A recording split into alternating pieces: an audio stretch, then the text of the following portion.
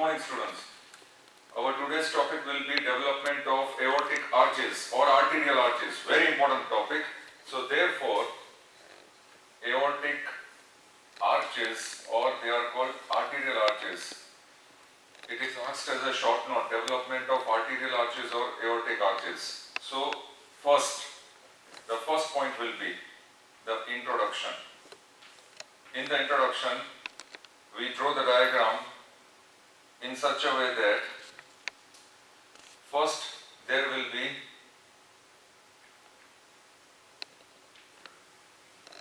truncus arteriosus.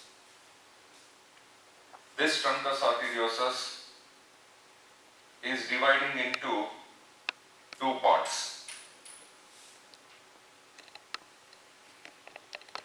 and those two parts are pulmonary trunk and ascending aorta. So we start with truncus arteriosus, and how these two parts have developed, that we have seen by development of aortopulmonary septum. So therefore, in the introduction here, I can name these two segments as, this will be the aorta and this will be the pulmonary trunk. These two segments, once again I repeat, have developed because of aortopulmonary septum, and therefore we start from this portion, truncus arteriosus. Now this truncus arteriosus, let us name this portion also as truncus arteriosus. Now we know that this truncus arteriosus, as because of development of aortopulmonary septum, it is separated into the orifice of aorta and orifice of pulmonary trunk. Here, this aortopulmonary septum will be attached to the dorsal wall of aortic sac, which we have discussed this in the previous segments, in such a way that the upper 5 arterial arches present in the pharyngeal arches will open in aorta, and the 6th arterial arch, which is present in the 6th pharyngeal arch, will open in pulmonary trunk. Once again I repeat, this we have discussed in the formation of the truncus arteriosus or development of truncus arteriosus, which I have discussed with you in the previous segment. So from there we are starting. Therefore, now the same thing which we have ended in truncus arteriosus, we start from there. So therefore, ascending aorta, that is the aorta, aortic orifice, pulmonary trunk. Now here we are connecting the upper 5 arterial arches, which will pass through the upper 5 pharyngeal arches. So therefore, here we start with the connection. This will be the, let us name this as the 5th one. Here we name this as the 5th, then we go to the 4th, this is the 4th, then we go to the 3rd, this is the 3rd, then we go to the 2nd, this is the 2nd, and then we go to the 1st, this is the 1st. Upper 5 arterial arches will open in the aorta, we know that. 1, 2, 3, 4, 5. Now pulmonary trunk. The lowest 6th one will open, it goes behind, and let us name this as the 6th one. It will open where? In the pulmonary trunk. Very simple. So therefore now we have to give the numbers 1, 2, 3, 4, 5. Now this side is the right side, so here I will simply write here as right, and this side is the left side, so I will just write it as left. Now here also 1, 2, 3, 4 and 5 opening in aorta, and this will be 6, the 6th one on right and left opening in pulmonary trunk. Now these arterial arches, total 6 pairs, right and left, they are passing through branchial arch arteries, and we know that. We have studied in the initial segments of cardiovascular system.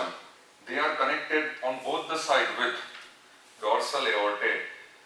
Here I will draw this dorsal aorta, and here I will draw this dorsal aorta, right and left. All these arterial arches will open in the respective dorsal aorta. For example, the right side, they will open in right dorsal aorta. This also will open, and on the left side, they will open in the left dorsal aorta. Very simple.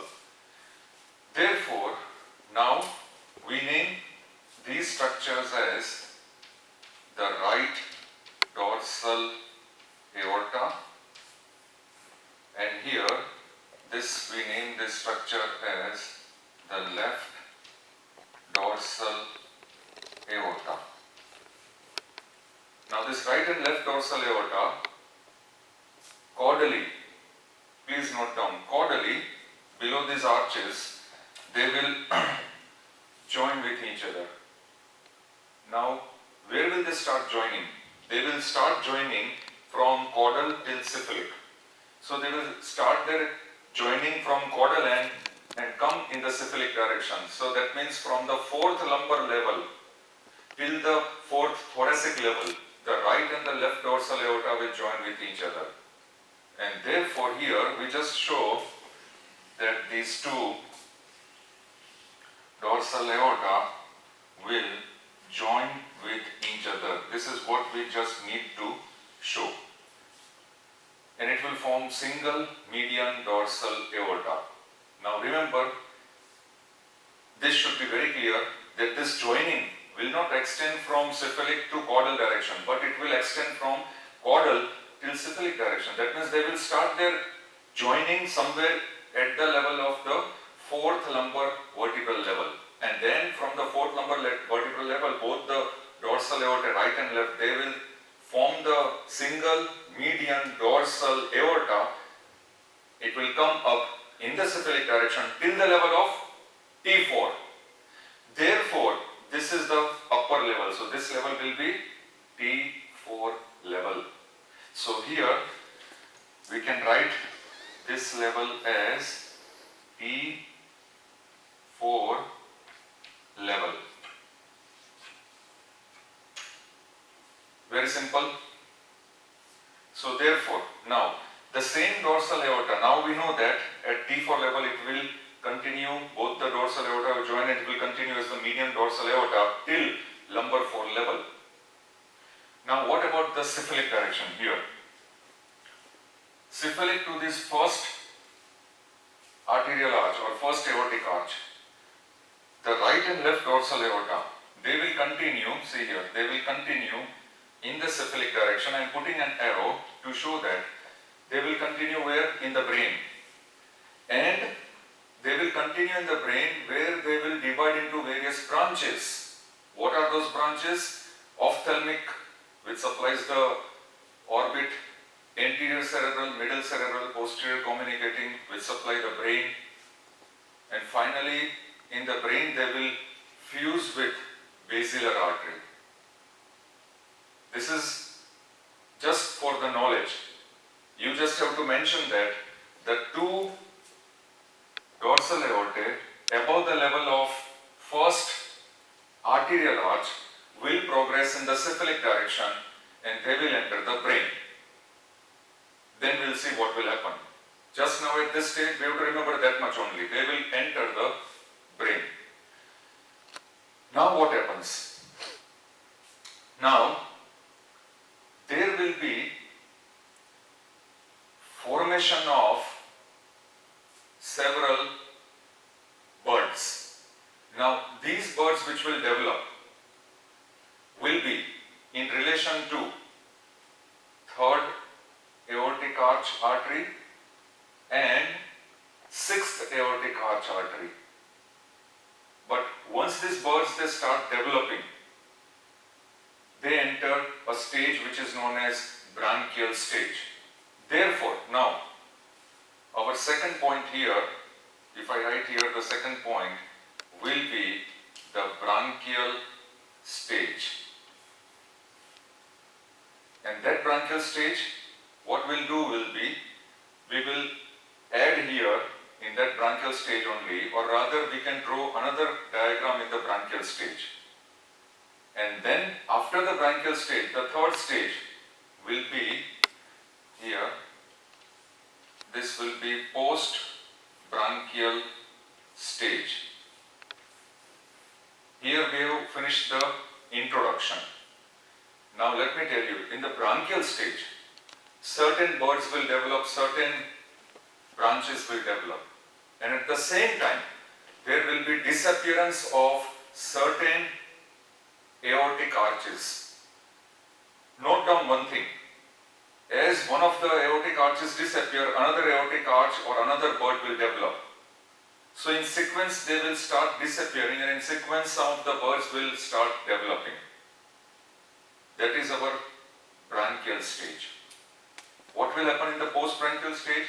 In the post-branchial stage, whatever aortic arches are left, they will later on develop into ascending aorta, subclavian arteries, brachiocephalic trunk, pulmonary arteries, and the common carotid arteries. This is how it will progress. So, coming up in the next segment, we will draw here the diagram of the branchial arch.